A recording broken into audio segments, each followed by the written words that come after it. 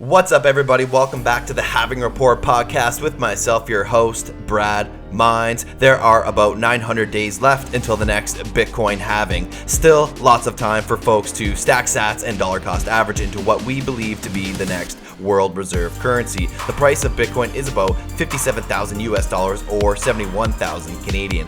The market has been very volatile as we've recently hit all-time highs and now seeing a bit of a correction. Inflation numbers in North America are seeing multi-decades high as Bitcoin is pre-programmed to be at 1.76% in this halving cycle. The price of Monero is 225 US dollars or 283 Canadian. We usually don't report the price of Monero, but today we have a special guest, Douglas Tuman, on the show. He has become a big name in the Monero space, and he has interviewed many people within the community. Doug ran for election in the U.S. House to represent New York's 4th Congressional District, and he is also the Commissioner of Engineering at the town of Hempstead. So let's get right to it.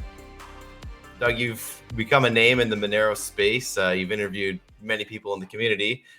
Second time on the show. I don't think I had video the first time you were on, but thanks for coming back. I appreciate you coming back. Of course, Matt. Yeah, I was trying to remember. Did you come on my show or did I go on yours? I think we did both, right? I think we did both, yeah. And I even sat on a panel of Monerotopia as well. Yes. The only thing I remember is whenever we do get together, we have a good time. So yeah. Well, I actually listened to our podcast on my show the other day just to kind of catch up and just review everything we talked about last time, and I was impressed. So sometimes I listen back to old shows and you cringe a little bit, but I was actually impressed. I think it was a really good conversation, so I'm excited for today.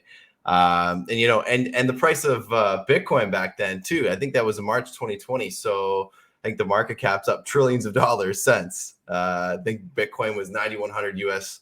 I'm not sure what Monero was. I'm sure it was much, much lower though. Yeah. Lots of changes since then, man. Lots of changes. You don't report the Monero price? Come on, man. What are you doing?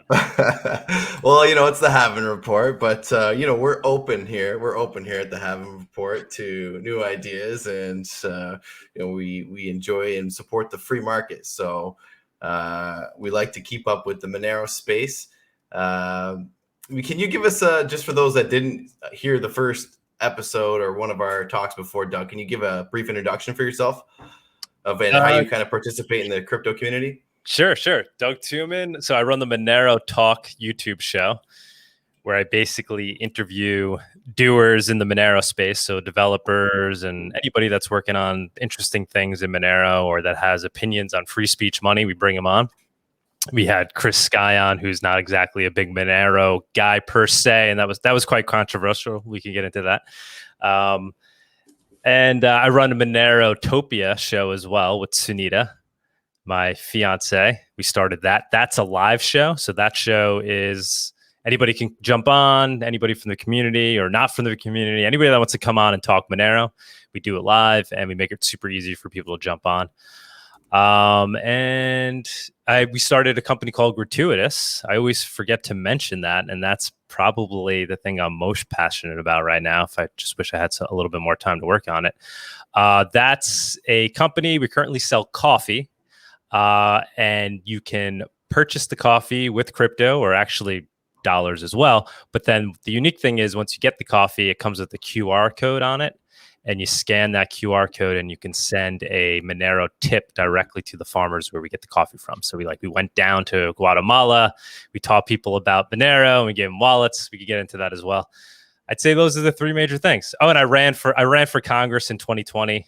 I think maybe we spoke about that last time. I don't know if that, or no, that was probably right before. So that was right before. I asked you a few political questions. I remember now from re-listening. I asked you about, I don't know, what the most important issue was to you. I asked you your take or your approach on climate change, kind of like just flashback. That was a good interview, man. That was good. Yeah, it was fun.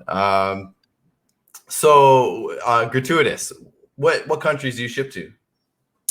Well, we try to ship anywhere if people are willing to pay the shipping fee. So in the US, we incorporate, I think we say the price is $25, including shipping, and that's anywhere in the US. Mm-hmm. So we basically don't make much money off of this at all. We make like, $1 per bag sold or something. If we're and then a lot of people like hit us up from all over the world, like, hey, can you ship us gratuitous? But it's like the amount it costs to ship is ridiculous. So what we're trying to do is actually start little kind of distribution centers throughout the world using the Monero community, because we've had people reach out to us that want to help out. So idea being, we'll ship a bunch of different people raw green beans from the farm and have them essentially roast them there and then ship them out. So we're working on doing that. We have one guy that wants to help us out with that. So hopefully we'll scale that up and then we'll be able to ship cheaply all over the world. But we'll ship coffee anywhere if you're willing to pay a little extra or a lot of extra fee for the shipping. That's awesome to hear. So what's been happening in the Monero community, man? Like I'm not... I don't keep up with, I follow a few different people, yourself included, in the community, but I'm not as deep as you. So I just kind of want to ask you, what's been happening? Has there been any like major updates? What's going on in the Monero community right now? Yeah. So, Monero, it's always trying to be digital cash or maintain its status as digital cash. So I'd say, check mark there. It still is digital cash, probably better than ever right now. The number maybe not be going up so much relative to other coins, but its usage certainly is. So the Monero transaction count just hit a new all-time high like 2 days ago, and it's been a steady incline. Mining rate continues to grow, hashing rate. I think you're familiar with RandomX, right? Are you familiar with RandomX? A little bit, but can you give us just a brief? Yeah, so it's the proof of work. It's the proof of work that Monero uses. It was invented by Howard Schur. He was kind of the brains behind the concept, and then he worked with others to implement it. But basically, it makes it so that Monero is resistant to ASICs. So essentially, the most efficient way to mine Monero is with general CPUs. So that's working out quite well, because it was controversial when it was implemented. Everyone was saying it wasn't going to work, and somebody would quickly figure out how to build an ASIC.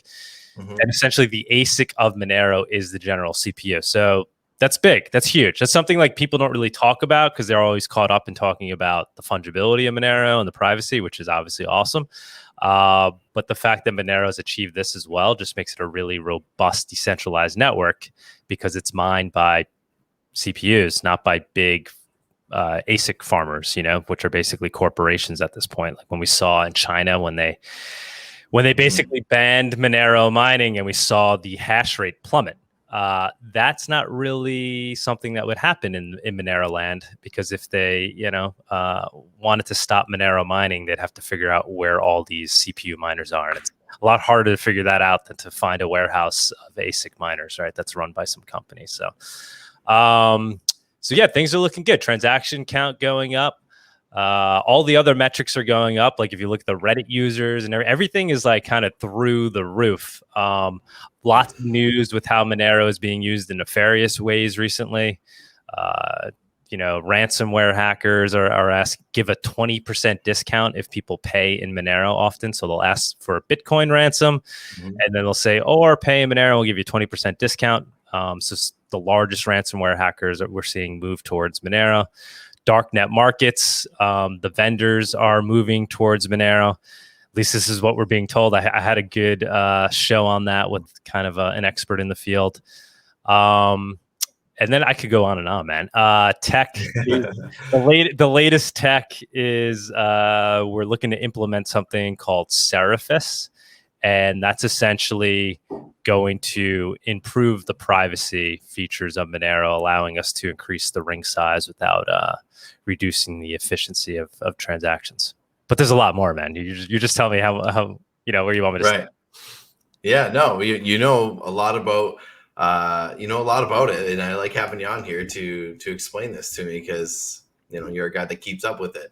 But like, what about competitors like Zcash, right? And is there an advantage for Zcash because you can make some transactions transparent like Bitcoin, or how do you see that? I would see that as a disadvantage. So Monero is private by default. So every transaction by default is private. You can opt out of your privacy by showing your view keys. I think that's important to this concept of fungibility, right? So if everybody's using it in the same way, in a private way, it makes it more fungible. If people want to opt out and show their view keys, that doesn't destroy that in any way.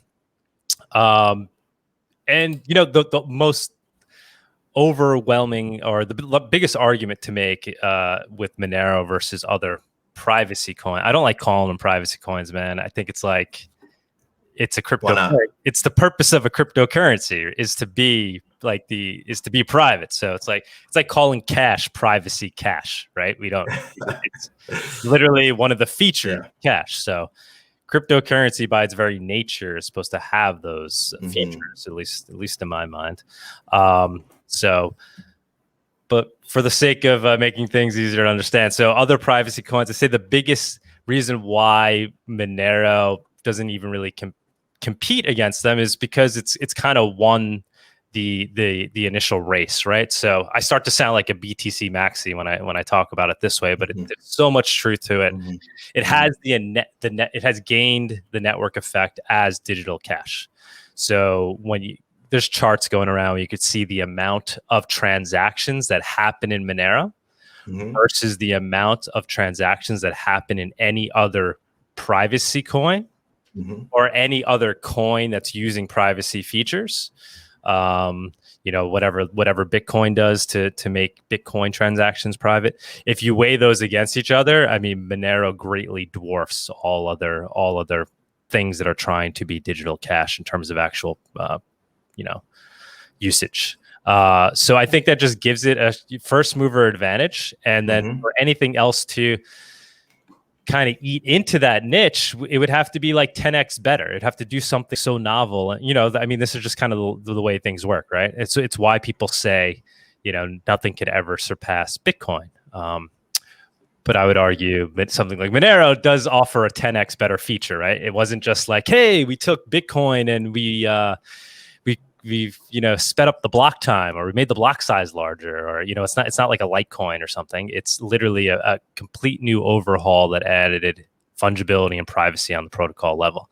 So to go from that, like, what else can be done in privacy coins beyond having fungibility and privacy on the core protocol level? You can, I guess, just try to reinvent the wheel there and just do it in a more efficient way. But like I said, it's already got the network effect. So that's kind of my overall take on that.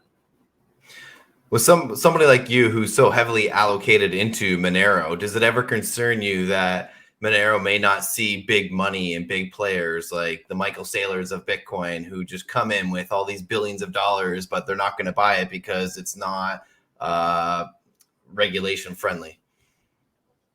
No, because I'm not in it for those reasons. People say like they're in it for the tech. I'm in it for the liberty, man. I know that's kind of hard to believe, but if you really followed me around on a day-to-day basis, I think this guy's actually in it for the liberty. It's what I care about. Life's short. That's what I'm most interested in. That's why I'm I'm such a Monero maxi, because it's the most disruptive version of crypto. So if the Michael Saylors of the world are apprehensive to jump in, I don't really care. It works as digital cash, and ultimately they're going to jump in anyway because they're going to have to, because they're going to look for refuge. They're going to look for the Swiss bank. They're going to look for the offshore account of crypto, and eventually Monero is going to be sitting there waiting in the wings, and they're going to move into it. So maybe it will take a little longer. Maybe they'll pretend like they're ignoring it, and Bitcoin can also provide those services. But eventually, all roads lead to Monero for those purposes. Yeah, no, my only concern with it is, I guess, allocation when it comes to like your financials. Like, to be 100% into Monero, it seems like there's a possibility that value could go down against Bitcoin in the short term anyway. But if it has gone down dramatically versus Bitcoin over the last year or so. But like I said, I'm an idealist, right? So I'm interested in this technology. I want to see Monero succeed, and it is succeeding. It's gaining user adoption every day for its use case, and that's what I'm most excited about. that's what keeps me going. To be just, the number go up thing is cool. It does seemingly keep people very excited, but not when the bear market hits, then you start to see a lot of people drop off, a lot of podcasters stop podcasting, a lot of things just, but with I'll be here. You'll be here. I know. You started in a bear market, right? So, Yeah. With Monero, people, for the most part, not for the people that are building it, Bitcoin as well, but it's kind of been numb to the number go up thing as well. But in Monero, even more so, they're really there just trying to build this perfect version of digital cash, and that just keeps it going. So no matter what the price is, you have just crazy people that are just so into it. They don't really care. They just want to see this experiment work. And I'm one of those. So is it a bad investment advice to put all your money in Monero? 100%. I wouldn't advise anybody to do that. I do it because I believe in the project. And, I'm pretty certain that it's not going to disappear. And, that's good enough for me. Yeah, that's awesome. I admire your purist cryptocurrency ideals, Doug. I heard there was a bounty out to crack Monero in the US. Yeah. Have you heard anything on that front? Yeah, so that bounty's been out for a long time. The U.S. Treasury put it out. I think there's another bounty out too, something with Homeland Security as well. But the one that people always reference, it's like $600,000 bounty, and they're looking for people that can figure out how to track and trace Monero. And since then, there's been rumors that people have figured it out. Cipher trace. I don't know if you heard that. They kind of claim that they were able to trace it or whatever. But No. When people kind of looked into it more closely, Justin Ernhofer had him on, did a video with him, and they grilled them. And when they really got to talking, what you learn from, I think it was the CEO of the company. Number one, he didn't really seem to understand Monero all that much for somebody who figured out how to track and trace it. And number two, it really sounded like it was more of a probabilistic thing that they worked out, and but in no means did they figure out how to actually crack Monero and trace it on a protocol level. It was more so using heuristics and outside data around how people use Monero to then try to put the pieces together. So taking data from exchanges where people KYC AML, so then figuring out who those people are, seeing the transactions they make, and using different data on the outside of the protocol to try to figure out what was going on. But it appears in no way has anybody figured out how to track and trace Monero, despite this bounty that's out there. But maybe the bounty's out there because they know, they already do know, right? I mean, there's the conspiracy theories can go, right? So right. I guess you can never really know. At the end of the day, it's kind of a cat and mouse game, right? Yeah, I mean, it really comes down to, it's open source, right? We could all look at it. You could all look at the code. So if you think that the guys that built it, the cryptographers behind Monero, if there's ones working for the NSA that whatever are uber better and can figure out some flaw that the people that built it can't figure out, then sure. But that's probably not the case. If you just really think about it in terms of like the human element, right? So you have these cryptographers. There's only so many of them in the world that are really, really good. And, Satoshi Nakamoto, these other guys, these cypherpunks, they decided to devote their time and effort towards building crypto. Monero has a similar story, right? It was also started by anonymous guys, super passionate cypherpunks. So for all we know, it's built by the same guys that maybe some of them even have jobs like that, right? And to think that the NSA or whatever has the resources to figure out how to break it when it's all open source, it just doesn't really make sense because you have everybody that built it is looking at it on a daily basis and hasn't been able to crack it. So if the guys that built it that are around it every day, it kind of would boggle your mind as to why somebody else would be able to figure out how to crack it. Is there a stigma around Monero and its users? Are they do people consider Monero users or advocates shady characters? Well, it depends. People in crypto, like you obviously don't, right?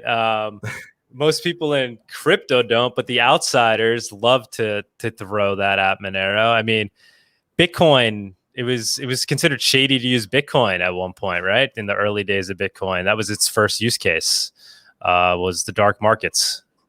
And yeah, so Monero is kind of like the new kid on the block that's getting the bad rap for everything. There was just an article in Slate that was published literally yesterday that came out essentially bashing Monero, saying how it's used by right-wing extremists. It's used by, every bad thing you can imagine. It's used by Monero, and we have to think about whether or not, we want a technology like this. Essentially what it came down to. The article was really silly because, they basically threw encryption in there too. They're like basically saying, well, maybe, even comparing it to encryption, saying, it could be used for good and bad. So it's like, right, so is this guy suggesting we make encryption illegal too, which would just be insane. So yeah, it is currently, it has this stigma. I'm out there, that's why I'm so vocal about it. And, I have the worst OPSEC in the world for somebody who's like a Monero guy, right? So, but I think you need kind of these front facing people that are out there talking about it like a technology that should be acceptable, especially here in the United States. I think it perfectly aligns with the ideals of this country. That's, I think in our first interview, that's what we talked about. That's why I was running for office, because I knew we were going to get to this point where governments were going to start to decide what they were going to do with coins like Monero. They had already looked at Bitcoin, and ultimately, they're okay. They're okay with Bitcoin because it is traceable, right? So, it's disruptive, but the fact that they can still track and trace it, they like that. It can't be criticized so much for being used for anti-money laundering or financing terrorism. But with something like Monero, it becomes a little bit more of a, well, do we really want this tool getting in the hands of those types of people? And ultimately, obviously, we don't want them using that. But we don't want them using the internet either, right? But they do, right? Because the internet is accessible by all. And by no means have we said, hey, maybe we should get rid of the internet because bad people can use it. And, that applies to any other extremely liberating tool. And Monero is certainly currently going through kind of that growing pain. Just jumping back, to your run in office, can you just kind of recap how your experiences was, if you learned anything from that? Because you were just starting when you were on the show, on the Halving Report back in March 2020. What did you find yourself between positions and between trying to get opinions of voters and opinions of people in the Monero community? And would you run again? Yeah, good questions, man. So it was I knew it was going to be tough. And I put my all into it. I have a day job. I'm the commissioner of engineering for the town of Hempstead.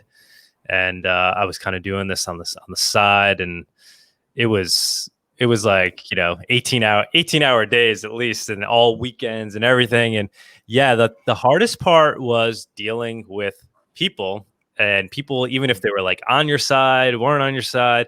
It was just like everybody had their little thing that they believed in, which you can't blame them for it, but then they wanted you to adopt that and go out there and rally for it, even if you may have not completely agreed. So I was just so upfront with people, which I don't think a traditional politician normally is. I would talk to people on all sides. So I ran as a Republican, but I'd spend most of my time debating the Republican, because they'd bring up, I was like, well, I don't know if I agree with that.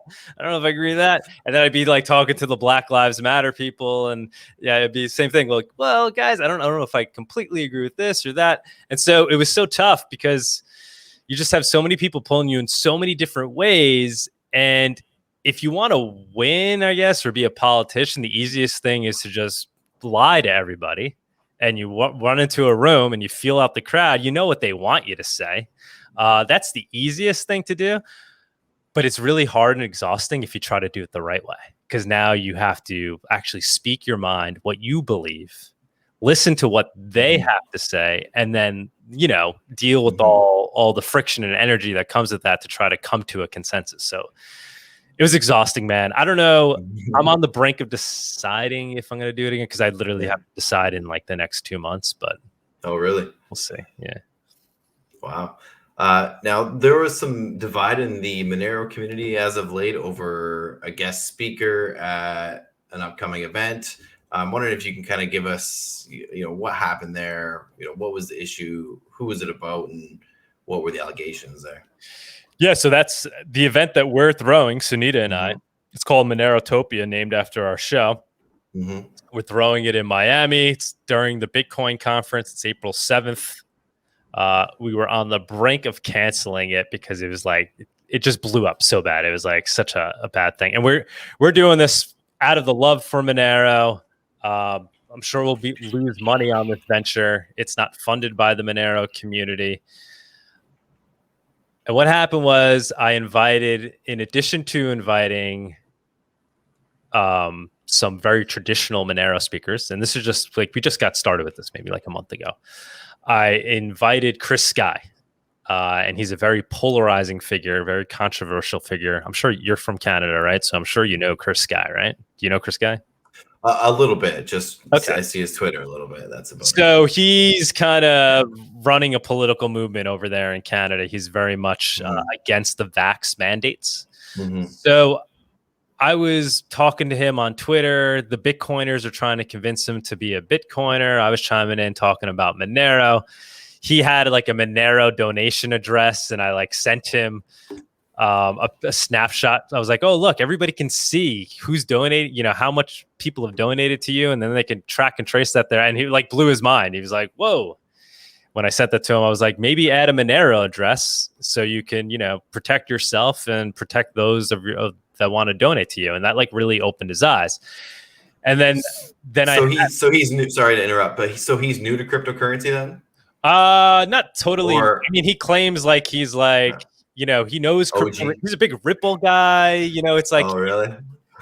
He doesn't sound, he doesn't really understand. He's getting there, but it's not like he's not an OG crypto guy. At least is my take. Maybe he would tell you otherwise.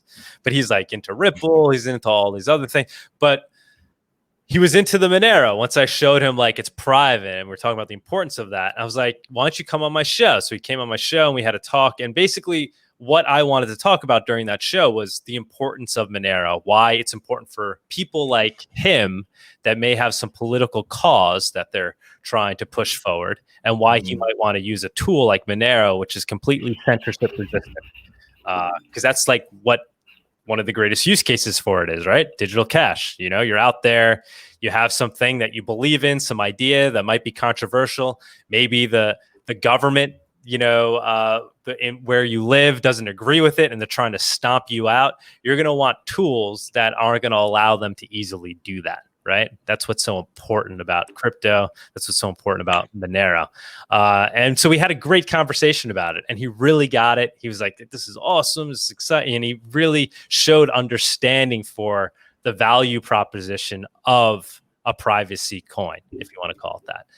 And then so I put him as a potential speaker on Monerotopia, and people, I guess, started Googling him, and they found that he's been accused of some like crazy things in the past where he said racial things and anti-Semitic things. And it was like every insult to every person possible on like a very deep level. And there was an article that was about this, and it showed clips of like social media posts that he made and everything. And so people kind of went haywire. So a portion of the Monero community was like really disgusted by it, and then I got pressure from people. I don't want to, start naming names, but overall what happened, I was getting pressured to essentially, we're not going to participate if he's participating type of thing, I could say Howard because he's the random X guy I was telling you about.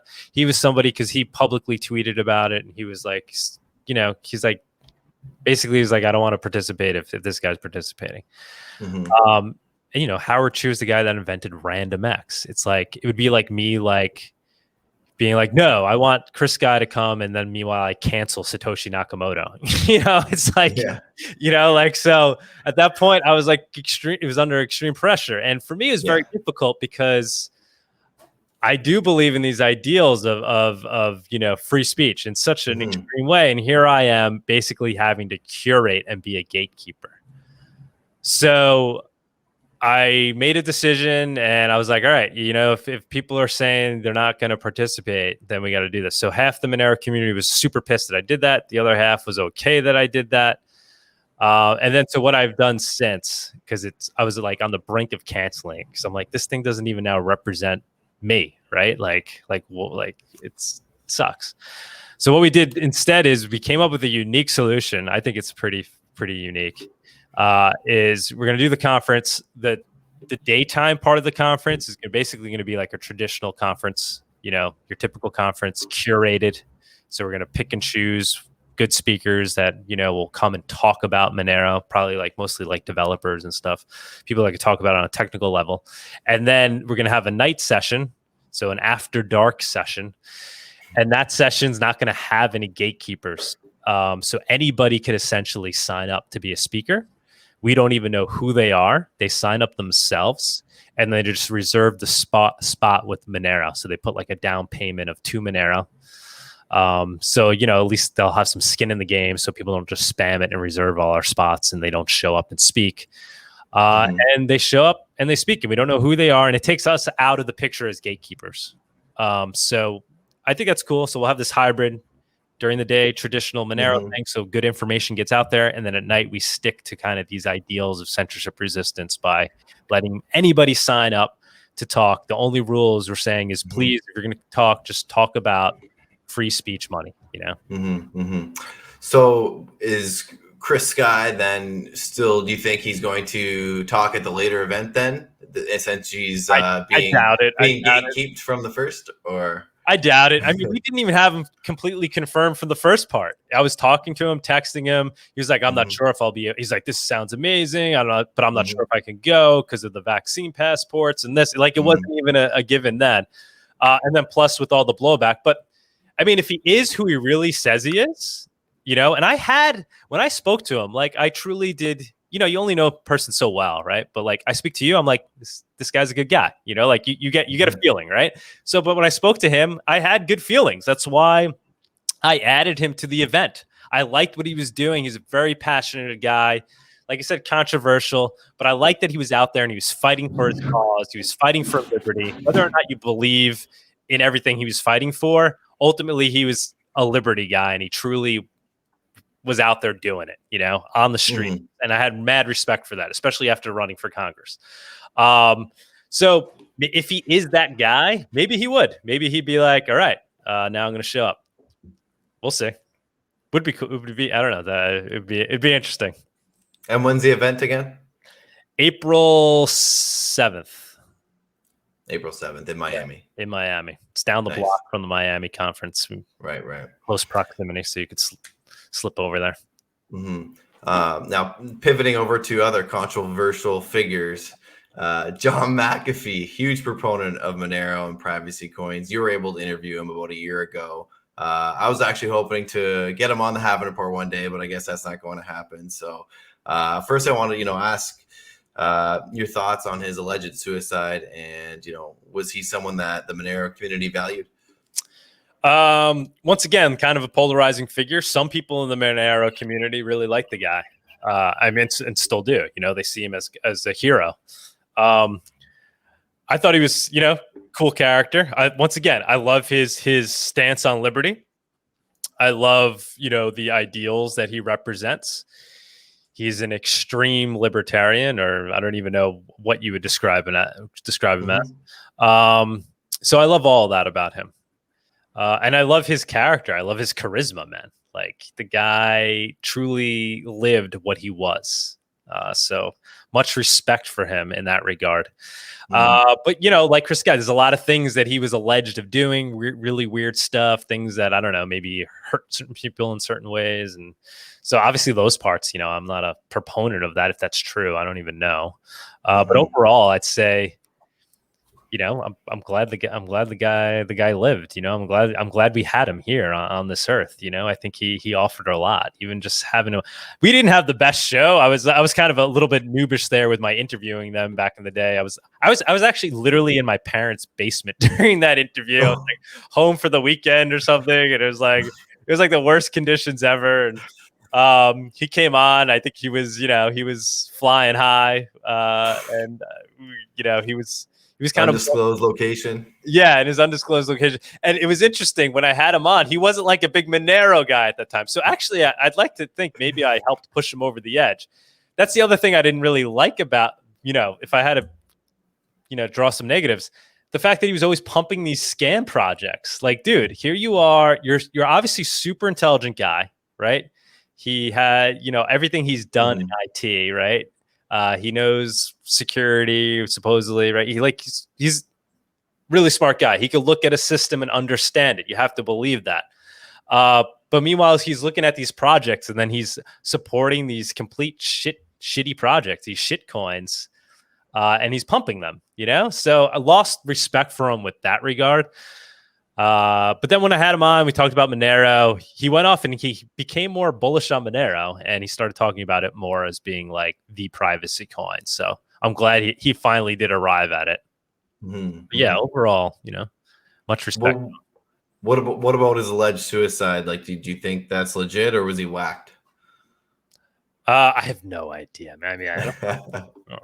Do I think things like that can happen? Sure. But I'm not much of a conspiracy theorist. I'm not a conspiracy theorist only because, like, I feel like governments and things are like too incompetent to like pull off these things that we think they're pulling off without anybody detecting it. I just don't think they have the ability to really do that. It's kind of my main reason why I don't believe in most conspiracies. But yeah, his seems very odd. I mean, he even didn't he even have a tattoo or something that said I would never kill myself or something? Yeah, that's what I mean. And like, the guy is so hardcore, unless he was just doing like the ultimate troll, and it's like. Yeah, well, that's the thing. He had a tattoo on his arm, and he tweeted out like, that if I ever commit suicide, I didn't commit suicide. I was whacked. It was right on his arm, and he tweeted that out in like 2020 even. Yeah, I'm not saying we should try to figure out what happened. 100% we should, but I'm saying like given what we know now, I'm not gonna be like, they killed the guy. I'm like, I have no idea, but definitely. On the surface, on the face of it, it does seem a little odd that he would commit suicide like that. Yeah, for sure. Other than that, I just want to ask you, like, how's the podcasting been going, and like, what kind of preparation do you do for your shows? Podcast is going well, man. We try to get big names on, now we try to do a little bit of that. It's awesome. Like, I do it just because I want to learn more about Monero, so I try to. It gives me access to the people that I want to ask questions to, and I get an hour of their time. And then the other part of it is trying to spread Monero. So that's why I'm trying to get like some bigger names, people that maybe don't know about crypto so much or about Monero, but that have these liberty ideals. So I try to talk to them about it and like be like, oh, so maybe you want to look up, get into Monero. But podcast is going well. I mean, it's not like we're not growing in a super rapid rate. I don't know. I feel like we kind of like leveled off a little bit there. I don't know. Maybe they're trying to stop us, man. They don't want Monero Talk blowing up. There's your conspiracy. We're speaking too much truth. Who knows? We get a decent amount of podcast downloads, but our YouTube is kind of like leveled off a little bit, which I think is like crazy. I mean, I think I suck in many ways as a podcast host. I'm not. I ramble on. Here I am doing it right now. There's a lot. Peter McCormick is I think he has a lot of flaws in terms of like his understanding of things, but he's a great marketer. He's a great showman. I think I lack in the showman aspects of it. But in terms of our content, if you're willing to put up with the cringe of me, there's good stuff in there. Like we've had some amazing interviews. I mean, we had Andreas Antonopoulos on. You go back in the archives, we've had like all the big names in Bitcoin on my show, and we talk about Bitcoin versus Monero, which I think a lot of people are interested in. Well, I think you gave me some good advice last time you were on my show, and that was, kind of keep up with the schedule you can do regularly, and just keep going with it, man. Like obviously this is passion. You're here for the technology. You're 100% where your beliefs. You invest with your philosophy, right? So it's definitely something I admire. I take a piece here and there, but I try to balance that with good financial decision as well. What other hobbies do you do with when you're not knee deep in crypto? I just wanted to, can I ask you another question and I'll get to that? Like, have you faced any controversy yet at all? Have you been like running into any issues like on the Twitter sphere? And now that you're, you're growing, by the way, which I was checking out your podcast before I jumped on. Like, you've had some awesome names on now, man. I saw you recently had Peter McCormick on. I have to go through because like now I'm seeing like, wow. And yeah, kudos to you, man. You the hardest part is keep to do it consistently. Yeah, man, your advice pushed me forward, man. I just keep going. Even there's been some lulls where in the summertime here where I didn't do it for a few weeks here and there, but just keep going with it. I'm going to be here when the bear market hits, so I want to be here talking to you and everybody else. And I'm grateful, man. Peter came on the show. I followed him from for a while, like pretty early before he was like as popular as he was now. Roger Ver I had on, which was definitely like a huge boost to the show. Like, and then he reposted on his YouTube too. So that was huge. And then a couple other big names too, man. So it's awesome, and Twitter's an awesome tool. Did you see we had Roger Ver on too? Because he was actually a pretty big Monero guy at some point, and still he's he's a Bcasher though at the end of the day. But did you see when we had Peter on? Did you see that one? That was like super controversial, which is kind of what I was asking you. Have you run into any of those moments where it's like, I mean, you're a very agreeable guy. Like I bring people on my show, and I am agreeable too. But some people I don't know. They can't take my right.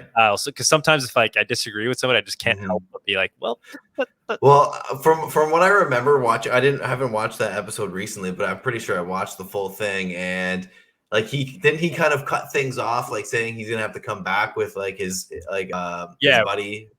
We were talking a lot. Apparently he said he claimed like he didn't know that we'd be talking about Monero. I was like, dude, it's literally called Monero Talk is the name of the show. He thought I'd just be asking him about like how his podcasting life was and how he achieved. I'm like, no offense, like that. I'm not interested in that. It's cool that he did that, but I'm interested in knowing like why he's this Bitcoin guy and not looking at Monero. And he was like, oh, I like Monero, actually. It's interesting. But then I got to the point, he's like, well, actually, you're turning me off from Monero right now because you're asking me all these questions. And what really was a turning point, was over the fungibility argument. And like, he was like, oh, I guess, I'm Googling it right now. I guess, Bitcoin does have some fungibility issues. I'm like, dude, you run the Bitcoin podcast. You've been doing this for quite some time. You should, know about Bitcoin's biggest flaw, right? Well, and I think like a lot of people that are into Bitcoin too, like there's these assumptions that there's just so many projects out there too, and I think maybe what's problematic for you and why that's a controversy is because you got a good show and you're a good podcaster and you ask good questions and people want to come and talk to you, but when you trap them in that corner that Monero's better, now they're backed in a corner and they're just swinging, right? So nobody wants that. No, it doesn't even make. I would say it makes for good, but it doesn't because people are just like, I mean, I love it because I get to like really get to the, I am an attorney as well, so maybe that's the attorney in me. I just like put people up on the stand and. Well, I can remember the Roger Ver episode, I think, was really well because you both kind of agree, like, the free market ultimately decides on where it goes. And actually, Roger Ver, when he was on my podcast, he was talking about, being, him and Andreas being as like the main Bitcoiners back in the day. Yeah. And he said that he thinks Andreas, just took the popular route by saying Bitcoin is the best. And Roger took the unpopular positions and said that Bitcoin Cash is a better alternative. And, I'd be interested in asking Andreas to respond to that. Like, why aren't you paying attention to these projects that are, certainly more of Satoshi's vision? Like when it was Bitcoin white paper, what was that, like a couple of weeks ago? Bitcoin white paper day. I read the white paper again, and I just remember thinking like, Satoshi is definitely not a maximalist, and it's right in the title, peer-to-peer cash, right? And yeah. But no, I grilled Andreas Antonopoulos on that. You should watch that. You should watch that show. But he was very slippery. I mean, the guy is so smooth. He's so smart. But basically, his came down to, and it was the same argument that Tone Vase kind of made too, was kind of there's only so much time in the day, and I'm focused on Bitcoin. So, because I'd bring up things about it. I'm like, oh, Monero, the random X. And then he's like, oh, I didn't even know. And like, all the things you're saying, like, why aren't you looking at these? And it's almost because, they there's only so much time in the day. They've decided to focus on the same reason I'm not looking at, Pirate Chain and Zcash and all these other things, is because I'm focused on Monero. So I understand why people get stuck in their projects, in the maximalism. Yeah, for sure. So, but no, I haven't really faced too much controversy. Like you said, I'm pretty agreeable, and like I'm not gonna. Yeah, you are, man. I'm not. I'm pretty fresh in the podcasting space, so I'm not gonna get Peter McCormick on my show and try cornering him or anything like that. But it doesn't work. It doesn't help. It doesn't. It does. I mean, it helped a little bit among our people, but it wasn't like. Actually, I don't know.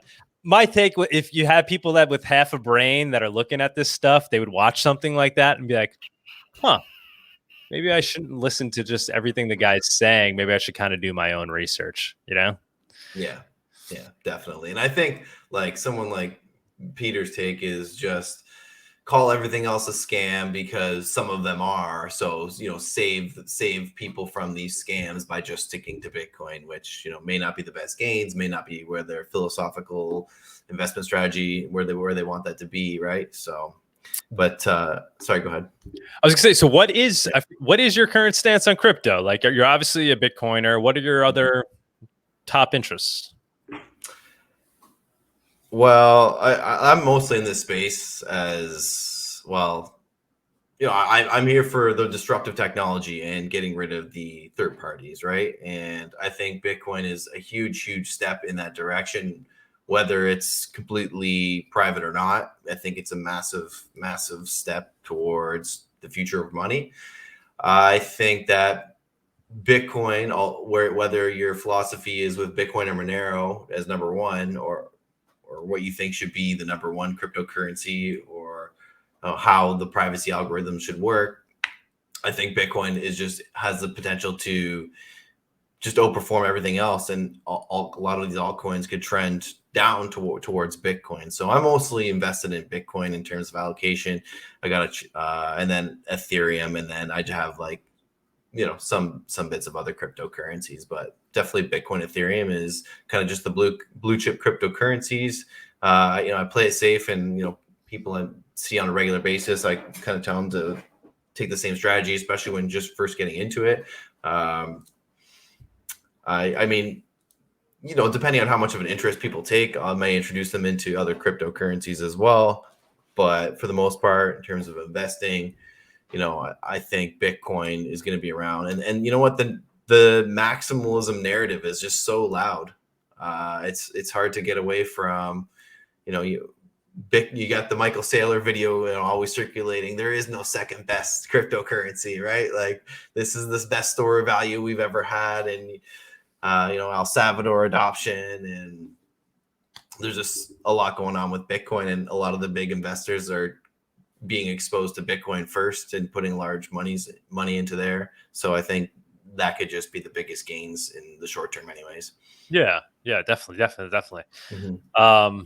But I do think things will change as people start to realize the true value prop. And while it seems like, they can never, Bitcoin will never be dethroned or whatever.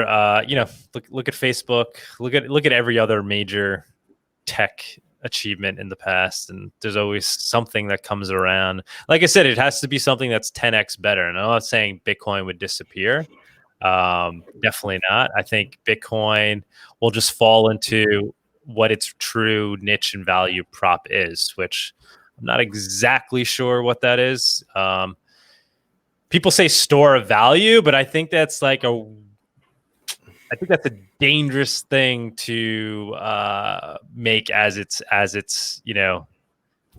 actual use case, because it's basically saying there is no other utility that it provides, and it's literally, it provides store of value because everybody says it provides store of value. So the day people stop saying that is the day it really becomes a store of value, and you have all these other projects waiting in the wings that could act as a store of value as well. Monero being one of them. So I don't know. We could talk about that more if you want, but that's kind of, that's what concerns me a little bit with the Bitcoin narrative. And even like Michael Saylor, and then he talks about it as property. I mean, Michael Saylor, all those things sound really great. Like he makes great analogies. Ooh, imagine owning a piece of Manhattan. But it's not a piece of Manhattan. It's a completely different animal. To say it's property and then to start comparing it to things like physical property, I think it really loses its way. I think that analogy kind of falls apart, especially when you ignore the fact that it's not even fungible at its it's already losing. It's already lacking an element that it would need to have to kind of take on this property of digital gold. So. Yeah, well, what about, the hash rate? Like you look at the hash rate and you see how it dropped so much after China banned mining, and now you're seeing it climb back up, for, folks that have a lot of money that want to invest and just let it sit there, and they don't really need to move it around peer to peer like traditional or like Bitcoin and cryptocurrencies were meant to be in, as per the white paper, but just simply store the value. If Bitcoin's got the biggest network, the biggest, the most robust network and the biggest hash rate, is not the safest place then for people that want to protect their wealth using a cryptocurrency. Like you can't go ahead and invest billions of dollars into Monero at this point, but some of that may come down later down the road, like you said. Yeah, well, right, because Bitcoin has the liquidity, so you could put it in there, but it's kind of like a chicken and egg thing. There's no reason why other cryptos can't gain that liquidity. I mean, look at Ethereum. I don't know, by certain measures, Ethereum might be a better store of value than Bitcoin, depending on what time preference you're looking at. So then if it is, then what is Bitcoin really offering in terms of hash rate? I don't think it's all about the hash rate, like I was saying with RandomX, right? So it's about hash rate is just a means to an end. The end is censorship resistance. Decentralization itself is a means to an end. The reason why we want things to be decentralized is so that things can't be stopped. So we want it to be unstoppable. So you could have all the hash rate in the world, but if it's literally 5 different companies and they're all under, well known who they are, and governments can knock on their door and tell them to stop mining, like we did. I think the China thing just showed, it was an example of showing Bitcoin's weakness, not its strength, right? And then so the hashing power, so it's moving over to the US. Great. So what does that mean? So now you're relying on the US government to not knock on the doors of these companies. And so is it really unstoppable at that point? Great. So the computing power is super high, but what does that really mean if we know who's running that computing power and we could essentially coerce those people? The trick is to have high hashing power and done in a decentralized way where there's no way to stop or turn it off or coerce those that are controlling it and running it. But right now it's, ASICs are made by like, one company, right? Or 2 companies. I don't even know. And then the guys mining it, it's literally a handful of companies at the end of the day that control it. So I think that it's not, that scares me a little bit in terms of Bitcoin's decentralization. The numbers may be high. Oh, it's a super high hash rate, but that doesn't mean anything if you can tell them, all right, these wallets are blacklisted, so we don't want you processing any transactions that are going to this wallet. And we've seen things like that. So when it comes to Monero mining, then, and the differences between Bitcoin, we're using CPUs only, right? And so is there not potential then for big companies to just acquire like all the CPU mining, just like they use ASICs or GPUs. Yeah, but the thing is, everybody has one of these in their pocket and has one at home, and so you could go and you could buy a bunch of CPUs, and yeah, great, you may be able to contribute more hashing power, but everybody else could also still fairly compete with you, right? There's no super great advantage that you have over everyone else. With an ASIC, you have this advantage because it's literally more efficient to mine on that hardware, and nobody else can compete because they can't even obtain the hardware. So that's why it's more egalitarian. And yeah, people want to go create warehouses full of CPUs. Sure, they could do that. But it's not going to create a scenario where the rest of the world can't just easily compete from wherever they are with the CPU, plugging it into the wall, and essentially be able to compete. You can't compete. You can't mine Bitcoin right now. You can't compete as a miner, right? You have to be one of these big companies with ASICs. Yeah, no, that makes a lot of sense, and does seem like it does a lot for decentralization of mining for sure. So we're getting to the hour mark. So just real quickly, what are some of the other hobbies that you're into besides crypto, Doug? Oh yeah, so I totally skipped that question. Just hanging out with the fam, man. Hanging out with the fam. It's a cheesy answer, but I spent so much time on the crypto stuff in the day job. After that, all I want to do is hang out with my daughter and Sunita, who we work together, but she still somehow puts up with me and hangs out with me in our leisure time. Cook. And we just cooked up an amazing steak. We just ate before I jumped on this show. I like to cook a little bit. Just enjoy life, man. Awesome. And who are some other people we can follow on Twitter in the Monero community? Justin Ernhofer, Seth for Privacy, or I don't know what his handle is. Vic Sharma, Cake Wallet, Untraceable, Gionic. Definitely follow Gionic. Now people are gonna be pissed that I didn't mention them. Okay, you put me in there's a lot. You follow me and you'll find them. There's a lot of really good people out there putting out really good content. Awesome, man. And if you don't have any more questions or comments for me, where can we follow you? Follow me on Twitter at Douglas Tuman, and Monero Talk is our YouTube channel. Yeah, at Douglas Tuman on Twitter would I say is the best way to get in touch with me and follow me. Awesome, man. Thanks for coming on to episode 54 of the Halving Report. Thank you, man. Thank you all for listening to the Halving Report podcast. Please like and subscribe to the show, share it with a friend, check out our show notes below for more about our guests and some sweet crypto coupons, and we'll see you back next time.